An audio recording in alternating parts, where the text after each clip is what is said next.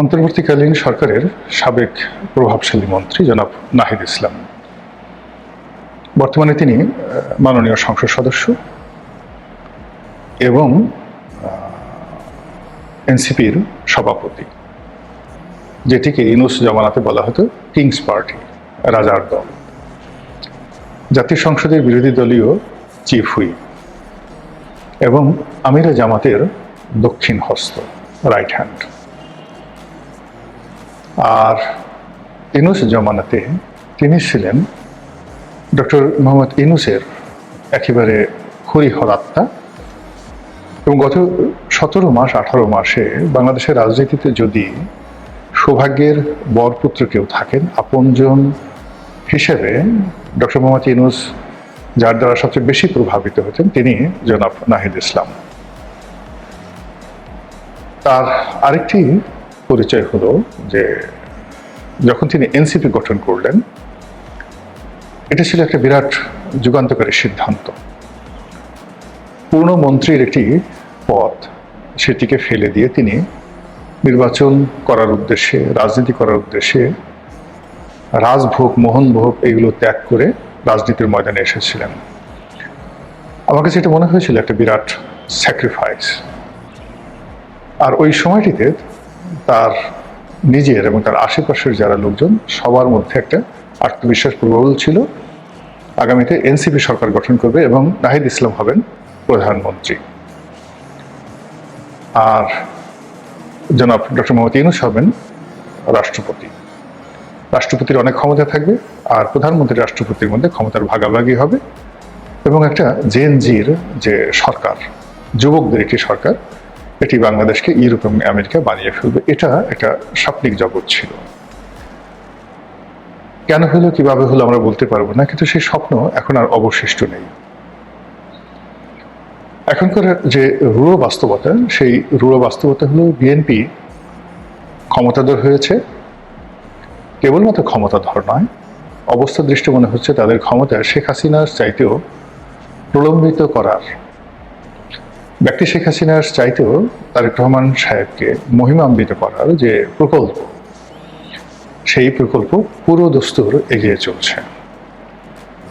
একদিকে খাল কাটা, অন্যদিকে বৃক্ষরোপণ, আর একদিকে ফ্যামিলি কার্ড, আর একদিকে স্বাস্থ্য কার্ড, তারপরে আবার ইদানিং ফুয়েল কার্ড। তো এই যে একটা প্লাস্টিক সোসাইটি ইউরোপ আমেরিকার মতো, যে আপনার কাছে একটা কার্ড থাকবে, এই কার্ডটি আপনি সব জায়গাতে অটো পাস, এরকম একটি প্লাস্টিক সোসাইটি। এটা আমেরিকাতে এটা নেগেটিভ নয়, আমেরিকাকে বলা হয় প্লাস্টিক সোসাইটি। আমি যখন আমেরিকাতে পড়াশোনা করতে গেলাম, তখন স্কলারশিপের টাকা মাত্র $1200 আমি যখন ফার্স্ট পেলাম, তো যারা আমাকে দিল তারা বললো যে এটা ক্যাশ দেওয়া যাবে না, এটা অনেক টাকা। তারা আমাকে একটা ক্রেডিট কার্ড দিয়ে দিল $1200। আমরা যারা বাংলাদেশ থেকে গিয়েছি, আমাদের জন্য তো আসলে $12,000 পকেটে করে ঘোরা বা $1,00,000 পকেটে করে ঘোরা, এটা আমাদের জন্য বিষয় না। কিন্তু আমেরিকাকে আমি বললাম যে আরে $1200 এটা তো টাকাই না। সে বলে হিউজ মানি, তুমি রাস্তায় তোমাকে যে কোনো সময় ছিনতাই করে নিয়ে যেতে পারে, তুমি বিপদে পড়তে পারো। না না না না, এটা দেওয়া যাবে না, এটা দেওয়া যাবে না, তুমি ক্রেডিট কার্ড নাও। তখন আমাকে সেই ক্রেডিট কার্ড তারা করে দিল, মাত্র $1200। এই প্রথম স্কলারশিপ আমার ওখানকার। তো যাক, এনিওয়ে, তো সেই প্লাস্টিক সোসাইটি যদি বাংলাদেশে হয়ে যায় এবং সেটা তারেক রহমানের নেতৃত্বে, সেরকম একটা অবস্থা চলছে। যাই হোক, যা বলছিলাম,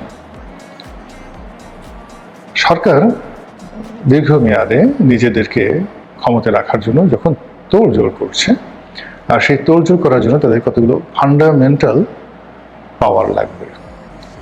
সেই পাওয়ার হলো, আগে যে বিএনপির জমানা, সেই জমানাতে প্রধানমন্ত্রীদের যে পাওয়ার ছিল, বা শেখ হাসিনার জমানাতে প্রধানমন্ত্রীর যে পাওয়ার ছিল, সেই পাওয়ার তো তাদের লাগবেই। তার সঙ্গে সঙ্গে আরও নতুন কিছু পাওয়ার বা ক্ষমতা, যেটাকে অ্যাবসলিউট পাওয়ার বলা হয়, এই অ্যাবসলিউট পাওয়ার তারা জনাব তারেক রহমান সাহেবের হাতে তুলে দেওয়ার জন্য যখন প্রাণান্ত চেষ্টা করছে, তখন বিরোধী দল বুঝে গেছে যে এই দিন আর বেশি দিন থাকবে না। মানে যে মিষ্টি মিষ্টি কথা, যে নেগোসিয়েশন, যে গণতান্ত্রিক মন মানসিকতা, প্রধানমন্ত্রী নির্বাচিত হওয়ার পর যেভাবে নাহিদ ইসলামের বাসা ভ্রমণ করা বা জামাত সভাপতির বাসায় গিয়ে শুভেচ্ছা বিনিময় করা, এর মধ্যে যে উদারতা, যে ঔদার্যতা, যে মহত্ব, এই যে সুবাতাস, রাজনীতির যে সুবাতাস, এটা বেশি দিন থাকবে না। যখনই তারা নিজের পায়ে দাঁড়িয়ে যাবে, পুলিশ তাদের কথা শুনবে, ডিসি অফিসগুলো তাদের কথা শুনবে, প্রশাসন, পুলিশের বাইরে বিচার বিভাগ তাদের নিয়ন্ত্রণে থাকবে, তখন তারা শেখ হাসিনার চাইতেও আরো দুর্ধর্ষ, আরো নিষ্ঠুর, আরো অমানবিক, আরো কৌশলী হয়ে উঠবে এবং বিরোধী দলকে যেভাবে শেখ হাসিনা স্কুইজ করেছেন, মুচড়িয়েছেন, দুমড়িয়েছেন, এই জিনিসগুলো তারা করতে থাকবে। তো তারা এই জিনিসগুলো যখন করতে থাকবে, ঠিক সেই সময়টিতে যেন তারা যেতে না পারে, এই জন্য বিরোধী দল তো কম না। এই বিরোধী দল, এর মধ্যে ধরেন এনসিপি, তারা সম্মুখ সারিতে ছিলেন নেতৃবৃন্দ, আর পিছনে ছিল জামাত। তারা শেখ হাসিনার মতো একটা শক্তিশালী রেজিমের পতন ঘটিয়েছে।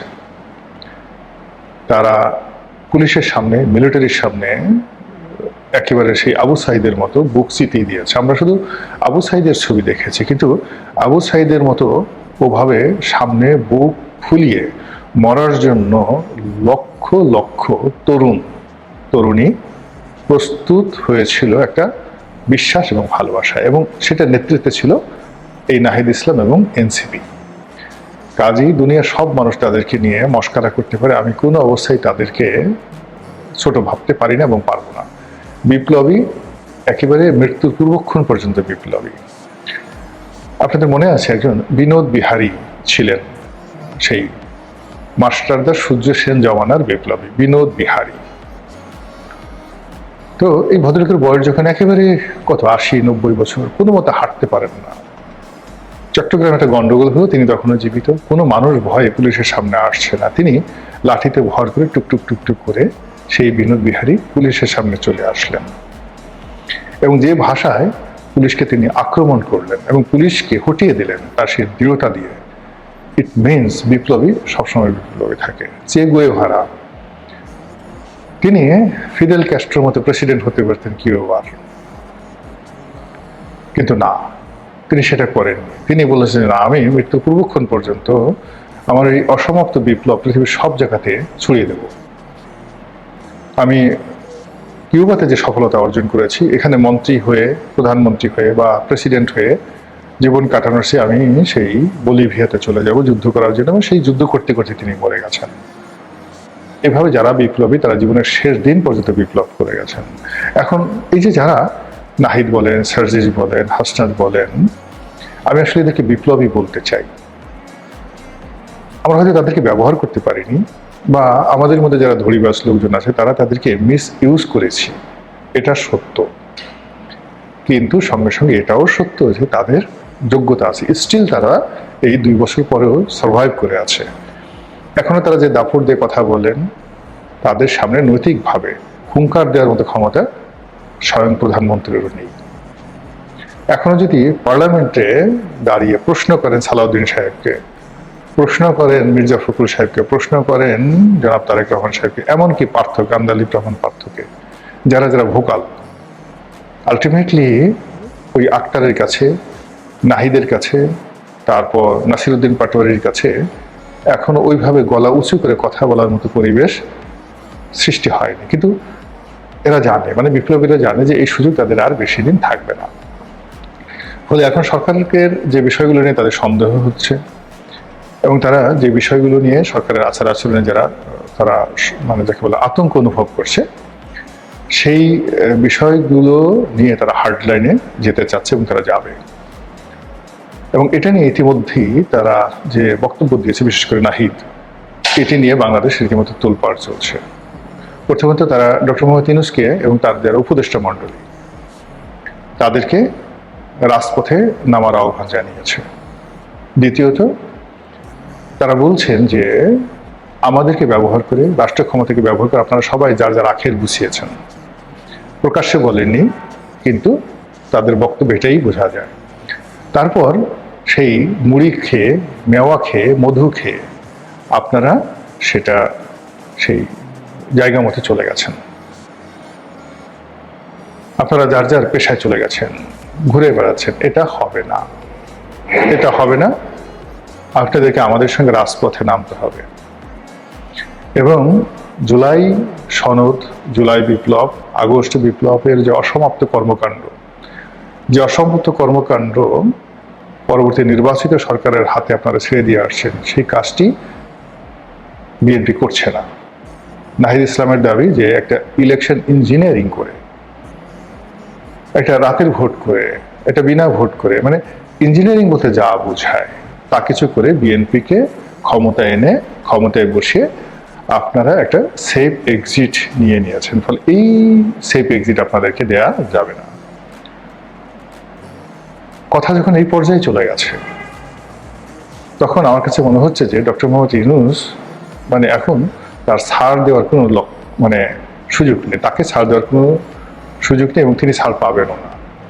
তাকে আবার জায়গা মতো আসতে হবে, তারেক রহমান সাহেবের আশ্রয় তাকে আসতে হবে, অথবা নাহিদদের যাকে বলা হয় আশ্রয় তাকে আসতে হবে।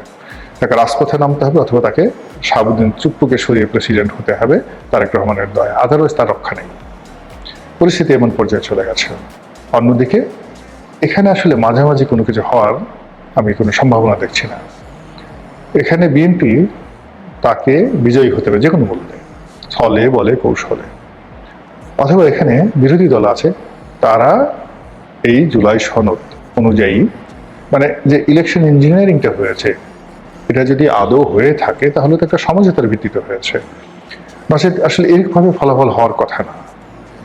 সমস্ত যে ভোটার উপস্থিতি, সংসদের আসনের বিন্যাস, যেভাবে যারা বিজয়ী হয়েছে, যারা পরাজিত হয়েছে, যারা নমিনেশন পেয়েছে, মন্ত্রী এমপি হয়েছে, সবকিছু মনে হয়েছে ইঞ্জিনিয়ারিং।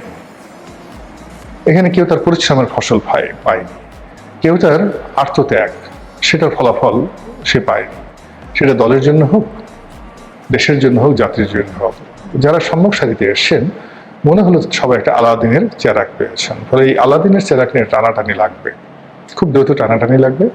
এবং সেই টানাটানিতে ডক্টর মোহাম্মদ ইউনূস আগে যেভাবে মুস্কি হেসে, মুখ বন্ধ করে, তারপরে তালের সঙ্গে বাল মিলিয়ে, বালের সঙ্গে ছাল মিলিয়ে, আমরা কথা বলি না তালবাল, আপনি বললেন ধরেন সংবিধান নিয়ে, সে বললো যে আমি 3G নিয়ে বলবো। সে গ্রামীণ ব্যাংক, আপনি বলবেন যে এখন জাতীয় সংসদ নির্বাচন নিয়ে, রাজনীতি নিয়ে কথা বলেন, সে বললো যে আমি গ্রামীণ ব্যাংক নিয়ে কথা বলবো। একটার সঙ্গে আর একটা পেঁচানো, এই যে অভ্যাসটা তার ছিল, অসাধারণ বক্তা তিনি ছিলেন, মানুষকে মুগ্ধ করতে পারতেন, সেই জিনিসগুলো বোধহয় এখন আর হবে না। এই কারণে তিনি যাদের দ্বারা সৃষ্ট হয়েছেন, অথবা তার দ্বারা যারা সৃষ্ট হয়েছেন, এই দুটো গ্রুপের মধ্যে যখন বিরোধ তৈরি হয়েছে, এটা সহজ এবং স্বাভাবিক ঘটনা নয়। তার জন্য নয়, নাহিদ সাহেবদের জন্য নয়, এবং বিএনপির জন্য নয়। আমি শুধু প্রার্থনা করতে পারি আল্লাহর কাছে যে আল্লাহ আমাদের এই দেশ জাতিকে বিপদ থেকে রক্ষা করুন। কিন্তু লক্ষণ দেখে আমার কাছে কোনো কিছু ভালো মনে হচ্ছে না। আসসালামু আলাইকুম রহমতুল্লাহি ওয়া বারাকাতুহু।